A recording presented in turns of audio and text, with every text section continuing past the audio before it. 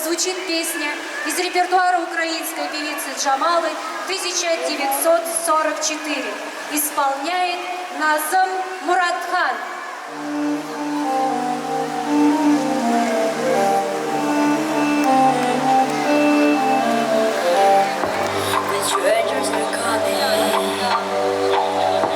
They come to your house. They kill it all until we're not guilty. Not guilty. Where's the heart? It meant to rise. You're thinking that how about everyone dies? Don't spoil myself. Our